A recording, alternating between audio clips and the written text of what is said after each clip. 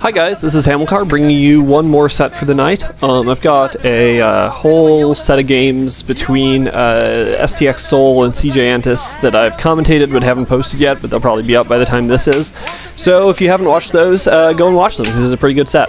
At any rate, I'm doing just a single game here, an ace match between Samsung Khan and KTF, and as you can see already, it's going to be played between FlaSh and Jangbi. I'm doing this first because I saw this go up on John747 about a week or two ago, and it looked like an exciting game. These are two A-class, if not S-class players, very solid. But also, I haven't seen it commentated yet. I'm sure someone will tell me that, you know, so-and-so commentated it 3 or 4 days ago, but I haven't seen it go up, if it's been done, so I thought I'd do it anyway, and if I'm duplicating someone else's work, then so be it. It'll be a fun game to commentate, you know, if you enjoy my version, so much the better. So the map's Destination. As I said in an earlier Destination game, this has been a really fun map to watch. We've had some good games on it. It has the bridges that Terran players can hold in TVP with tanks and mines, but it also has a lot of bridges and a lot of opportunities for flanking, so it's actually worked out to be a slightly Protoss favored map, I think. I'm not sure of the statistics, I don't have them in front of me right now, but anyhow, both of these players are former S-class players. Both of them have gone deep in Star Leagues. I think Jangbi has taken second a couple times, and FlaSh has won once or twice. I'm not sure the details of their individual accomplishments, but they both done very well. Neither of them are playing quite at their peak right now. I know FlaSh is about number 8 on the Team Liquid rankings. Jangbi, I'm not sure if he's still on there, but both of them are still up there. They're still threats. FlaSh took down Fantasy in an impressive game recently that I think was commentated on the BioAttack account. So certainly still capable of putting on a show. And this should be a good game. Pressure's on for both these players, since it's an ace match. And I think these are two of my favorite Pro League teams to watch generally, so I might go back and commentate the rest of the set, I'm not sure. But, you know, Samsung has a really deep lineup. Firebat here has been in a little bit of a slump too. He hasn't been playing his greatest. And Stork, I don't know if it's fair to say he's been in a slump, but he hasn't been in the top 2 or 3 the way he was a couple months ago. Samsung's not, their individual players aren't at their peak, but still, as a team, I think they're playing okay. Should go and look at the Pro League standings at some point and actually see who's doing well. Oh, Pylon going down for Jangbi. Haven't been commentating the play-by-play much so far since nothing too non-standards happened, but that Pylon is interesting. Probably some proxy tech going to be happening. I would guess robotics facility, but it could also be Templar tech. It could be for DTs. Meanwhile, only one SCV mining gas on FlaSh's side, so FlaSh is probably going to be expanding.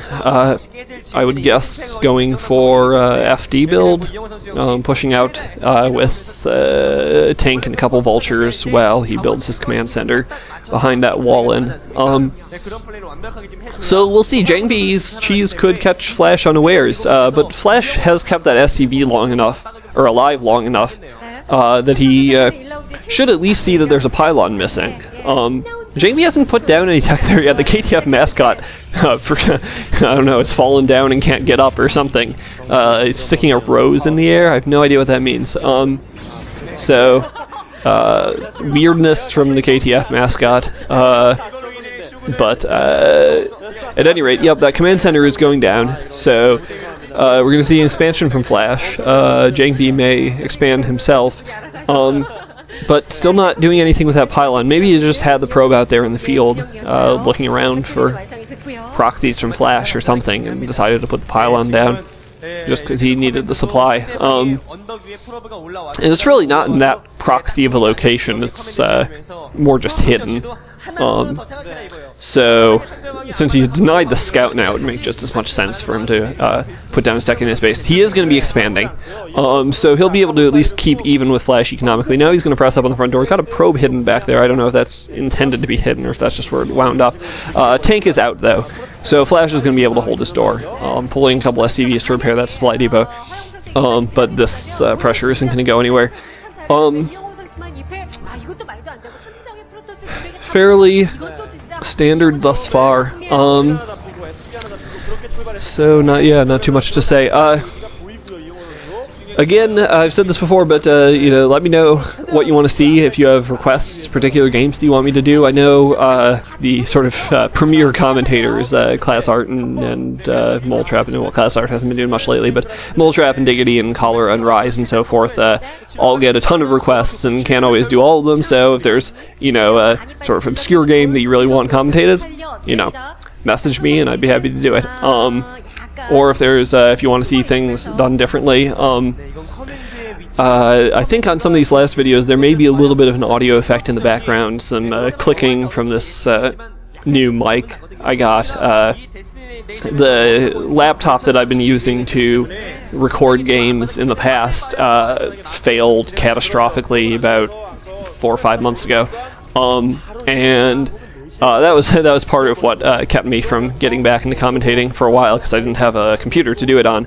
But I got a new laptop and got a mic to go with it, because the old one had a built-in mic. And anyhow, the mic I got was fairly cheap, and with the first commentary I did, the great J-Dawn game, I noticed that there was some clicking in the background. I think I removed most of it with Audacity, but if it's still there, I apologize, and I'll get a nicer mic shortly, and hopefully that will eliminate the problem.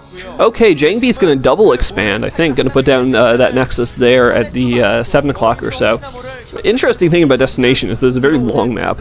Normally, the all the maps that they play in Pro League and Star Leagues, or most of them, actually sort of fit the intended dimensions. They're square, and you can see they fit the mini-map perfectly, but this one's a little bit longer. You would think that would take away some flanking options, pushing down the map, because it's narrower. But the way it's designed, that doesn't really happen. So it ends up not having too much of an effect on things.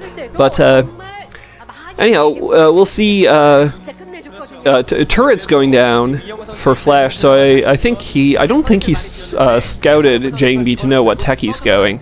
But I think putting up those turrets is a good all-purpose against Reavers or DTs, and it is Reavers. I'm sure that was shown earlier. I just wasn't paying attention at the moment. But anyhow, Reavers out now. Gonna go in for some Reaver harassment. I think FlaSh is very well prepared though, picking up a Zealot. A couple more gateways going down, so Jangbi's going to be in a good position whatever happens with this harassment. He does have 3 bases, and so long as he can hold